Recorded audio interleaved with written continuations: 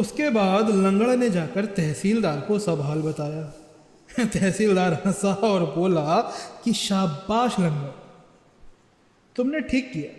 तुम्हें इस लेन देन में पढ़ने की ज़रूरत नहीं है, नंबर आने पर तुम्हें नकल मिल ही जाएगी। उसने पेशकार से कहा कि देखो, लंगड़ बेचारा 4 महीने से परेशान है, अब कायदे से काम होना चाहिए, इन्हें कोई परेशान ना करे। इस पर पेशकार बोला कि सरकार, लंगड़ तो पहले से ही जक्की है, आप इसके झमेले में ना पड़े। तब लंगड़ पेशकार पर बिगड़ गया, दोनों में झाएं होने लगी। पर दोनों में किसी तरह तहसीलदार ने सुलह कराई। पर लंगड़ जानता था कि नक्कल बाबू उसकी दरख्वास्त किसी न किसी बहाने से खारिज कर देगा। दरख्वास्त बेचारी चींटी के जान जैसी है, उसे लेने के लिए कोई बड़ी ताकत नहीं चाहिए। दरख्वास्त को किसी भी समय खारिज किया जा सकता है। फीस का टिकट कम लगा है, मिसल पर पता गलत है, एक खाना अधूरा है, ऐसी ही कोई भी बात पहले नोटिस बोर्ड पर लिख दी जाती है और अगर दी गई तारीख तक उसे ना सुधारा जाए तो दरख्वास्त खारिज कर दी जाती है। इसलिए लंगड़ ने अब पूरी तैयारी कर ली थी। अपने घर पर उसने ताला लगा दिया था।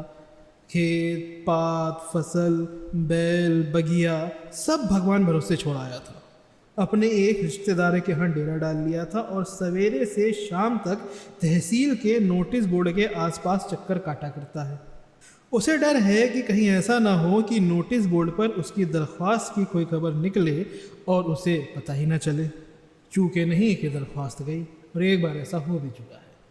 उसने नकल लेने के सब कायदे रट डाले हैं, फीस का पूरा चार्ट याद कर लिया है। आदमी का जब कर्म फूटता है तब उसे थाना कचहरी का मुंह देखना पड़ता है। लंगड़ का भी कर्म फूट गया है, पर इस बार जिस तरह से वो तहसील पे टूटा है, लगता है कि पट्टा नकल लेकर ही रहेगा। रंगनाथ ने अपने जीवन में ज़्यादा बेवकूफ़ियाँ नहीं की थी, इसलिए उसे अनुभवी नहीं कहा जा सकता था। लंगड़ के इतिहास का उसके मन पर बड़ा ही गहरा प्रभाव पड़ा और वह भावुक हो गया। भावुक होते ही कुछ करना चाहिए की भावना उसके मन को मथने लगी, पर क्या करना चाहिए इसका जवाब उसके पास नहीं था।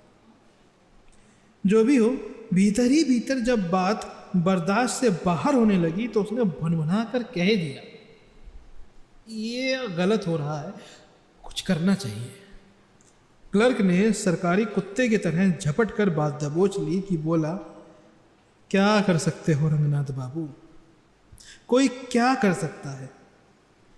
जिसके छिलता है उसी के चुनमुनाता है। लोग अपना दुख दर्द ही ढोलें, यही बहुत है। दूसरे का बोझ कौन उठा सकता है? अब वही है भैया कि तुम अपना दाद उधर से खुजाओ, हम इधर से खुजाएंगे। क्लर्क चलने को उठा। प्रिंसिपल साहब ने चारों ओर निगाह दौड़ाकर कहा, बद्री भैया दिखाई नहीं पड़ रहे।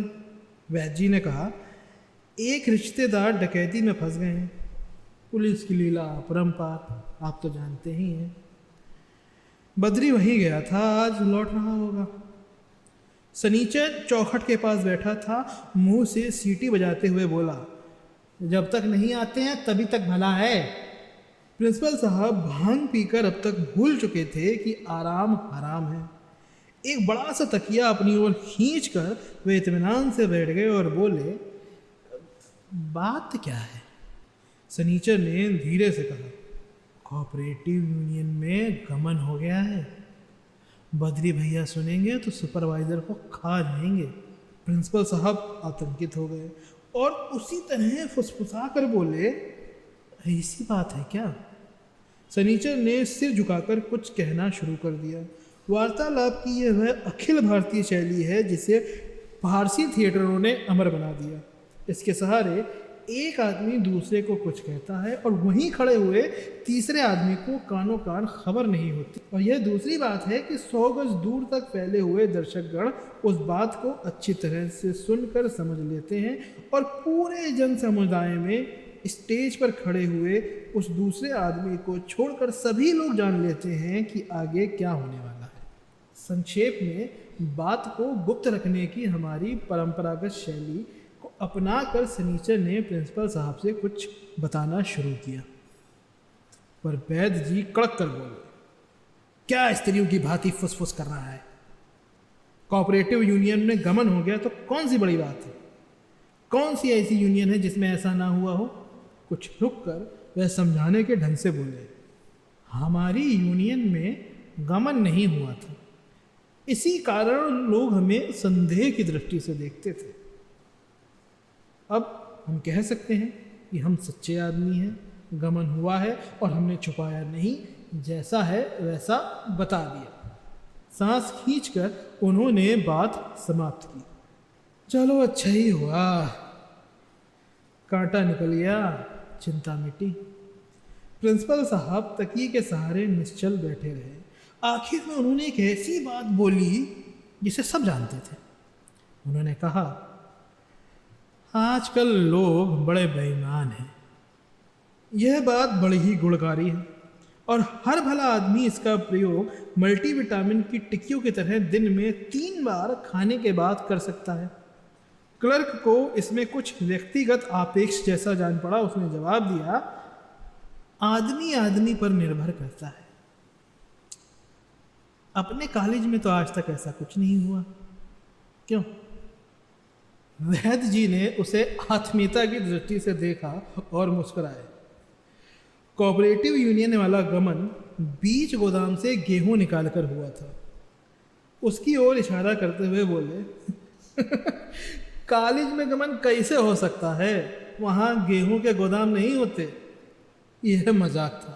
प्रिंसिपल साहब हंसे और इसके आगे का काम भांग ने संभाल लिया था।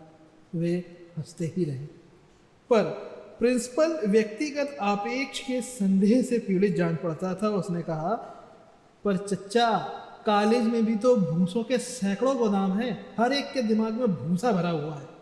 इस पर और भी हंसी हुई। सनीचर और रंगनाथ भी हंसने लगे। हंसी की लहर चबूतरे तक आ गई। वहां बैठे हुए 2-4 गुमनाम आदमी भी हंसने लगे। अब क्लर्क ने प्रिंसिपल को आंखों से चलने का इशारा किया। यह हमारी गौरवपूर्ण परंपरा है कि असल बात 2-4 घंटे की बातचीत के बाद ही अंत में निकलती है। अतः वैद्य जी ने प्रिंसिपल साहब से पूछा, और कोई विशेष बात? कुछ नहीं, वही खन्ना वाला मामला है। परसों दर्जे में काला चश्मा लगाकर पढ़ा रहे थे। मैंने वहीं खींच कर रख दिया। लड़कों को बहका रहे थे।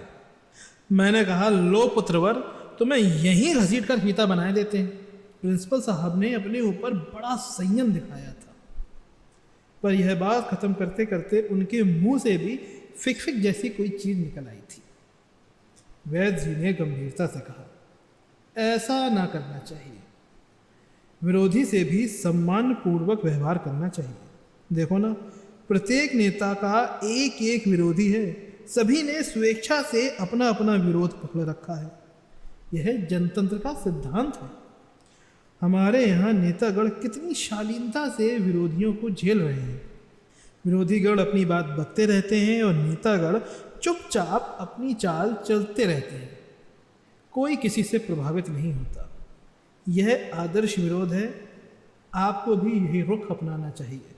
क्लर्क पर राजनीति के इन मौलिक सिद्धांतों का कोई असर नहीं हुआ। वह बोला, इससे कुछ नहीं होता चच्चा। खन्ना मास्टर को मैं जानता हूँ। इतिहास में एमए है, पर अपने बाप का नाम नहीं मालूम है। सिर्फ पार्टी बंदी में उस्ताद है। अपने घर में लड़कों को बुलाकर जुआ खिलाते हैं। उन्हें ठीक करने का सिर्फ एक तरीका है, कभी पकड़कर दनादन दनादन लगा दिए।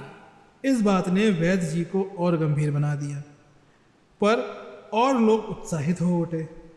बात जूता मारने की पद्धति और परंपरा पर आ गई थी।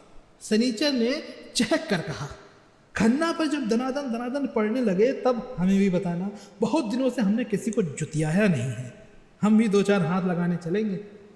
एक आदमी बोला कि अगर जूता फटा हो और 3 दिन तक पानी में भिगोया गया हो तो मारने में अच्छी आवाज़ आती है और लोगों को दूर दूर तक सोचना मिल जाती है कि जूता चल रहा है।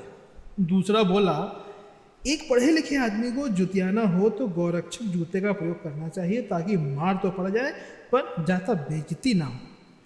चबूतरे पर बैठे बैठे तीसरे आदमी ने कहा कि जुतियाने का सही तरीका यह है कि गिन कर 100 जूते मारने चले, 99 तक आते आते पिछली गिनती भूल जाएं और एक से गिन कर फिर नए सिरे से जूते लगाना शुरू कर दें। चौथा आदमी इसका अनुमोद करते हुए बोला कि सचमुच जुतियाने का यही एक तरीका है और इसीलिए मैंने भी 100 तक गिनती याद करनी शुरू कर दी।